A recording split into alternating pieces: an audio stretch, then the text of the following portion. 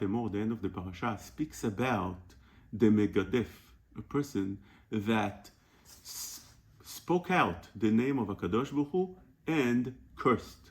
Such a sin, such a grave sin. But let's put things in context. And when you do that, you see a totally different story.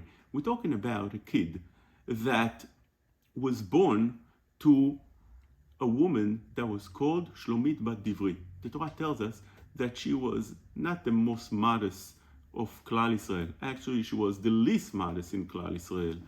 This is who was his mother. She was a woman that everybody stayed away from. Who was his father? Shlomit Bat Divri was such a prutza, she got violated by a Mitzri, by a Goy. That is the Mitzri that Moshe Rabbeinu eventually killed. This is the child that came from a father that's Egyptian and a mother that's Shlomit Bat Divri, that's a prutza. It's not his fault in any way. Still, that child, you would think that after he had such a hard childhood, because obviously no one wanted to associate with him. Obviously, if he came to kindergarten, everybody said, all the mothers pulled out their children. They don't want to have such a friend to their son. Yes, always all the mothers and fathers said, stay away from this kid. This kid didn't come from good source. You never know what comes out of him. Such a kid obviously grew up with a lot of resentment, and we have to have compassion for such a kid. One day, he, in the desert, as the Torah tells us over here in the end of the parasha, he wanted to have a place to sleep. He wanted to put a tent. He went to Shevet Dan, as Rashi tells us over here. He needs to sleep somewhere. He needs to put his tent. He needs to go sleep somewhere. What are you doing here? The tribe of Dan asked him. So he told him, what do you mean? I belong to Dan. My mother is from Dan. They told him, no. It goes according to the father, not according to the mother. Your father is a Goy. Your father is Egyptian. You don't belong here. Go out. So now he's left without even a place to sleep. נכנס לבית דינו של משה רבנו. So he thought maybe Moshe Rabbeinu would feel compassion for him. יצא מחויב. Moshe Rabbeinu told him, you're guilty. I'm sorry. I can't help you. Amad v'gidef. You can imagine a person that went through so much. He's such a trauma of childhood.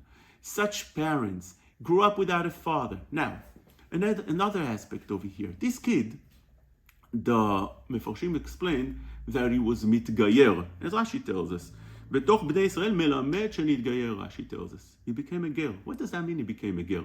The Ramban explains that he had a choice between going and becoming like his father, Egyptian, and live beautifully with the Egyptian people, because at the time Egypt was an empire. This was at the times of the Jews who were enslaved and the Egyptians were berumo shel olam.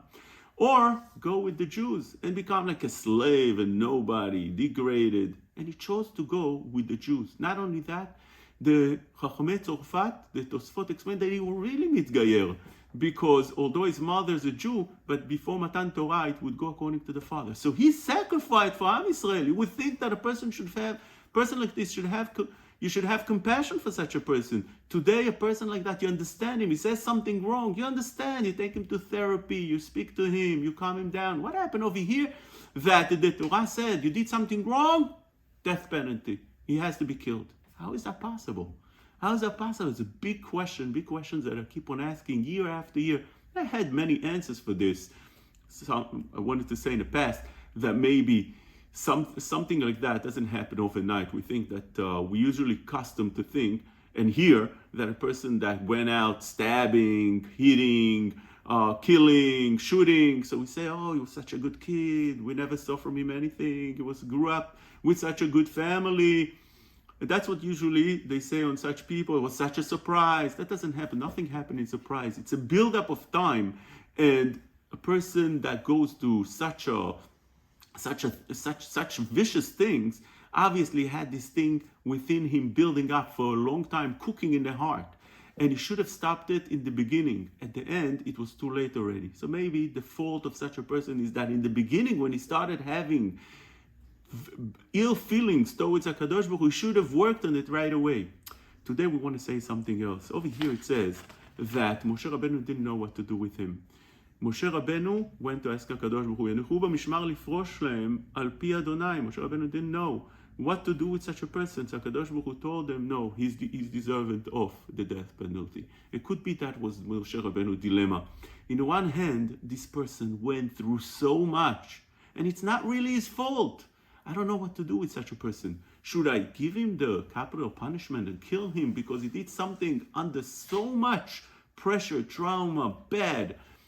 Or such a person should be understood. Such a person should be taken and you have to give him therapy and you have to build him up and bring him back.